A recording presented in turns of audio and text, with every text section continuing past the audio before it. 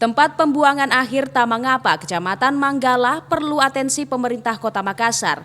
Apalagi kondisi TPA sudah melebihi kapasitas atau overload. Warga yang tinggal di sekitar sudah cukup sabar menahan bau menyengat sampah selama bertahun-tahun.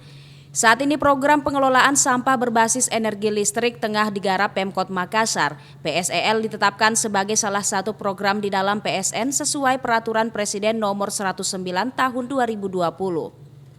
Pengamat pemerintahan Unhas Hasrullah mengatakan, pemerintah harus mengacu pada aturan peraturan Menteri ATR BPN tahun 2020 bahwa lokasi yang akan dipilih jadi lahan PSL tidak bermasalah secara hukum. Hal lainnya kualitas tempat dan tak perlu terlalu mahal serta memperhatikan AMDAL.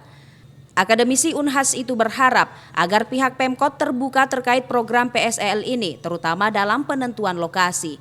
Aturan kita tentang tempat pembuangan sampah di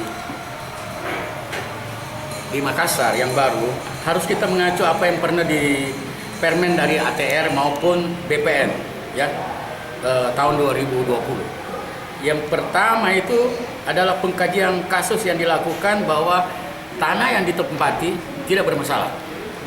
Jangan sampai sudah terjadi pembangunan kemudian protes kiri kanan, harus clear dulu tanahnya.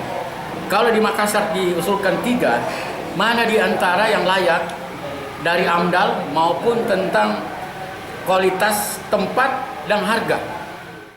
Sementara itu salah satu warga Perumnas Antang 6 Umar menyampaikan keluhannya terhadap kondisi TPA Tamangapa. Sebagai jurnalis juga sebagai warga penghirup aroma sampah. Bahkan sampah itu kalau saya tempat bermain saya di sini Pak Berdevan. Kalau lagi bongkar di sana 2 alat berat, dia bongkar itu untuk memindahkan ke blok satu ke blok yang lain. Itu aromanya sampai kami di sini. Dia bilang bagaimana rumahmu? Dan dia mau bertanya, kalau datang bertuamu, hancur saya. Dan kenapa di rumah dekat sama-sama sini? Berdasarkan informasi yang dihimbau, Pemkot kabarnya tengah menyiapkan sejumlah opsi mengenai lokasi PSEL, antaranya TPA Tamangapa Antang, Kapasar Raya, dan sekitar IR Sutabe. Khairuddin, Fajar TV dan Fajar Radio melaporkan.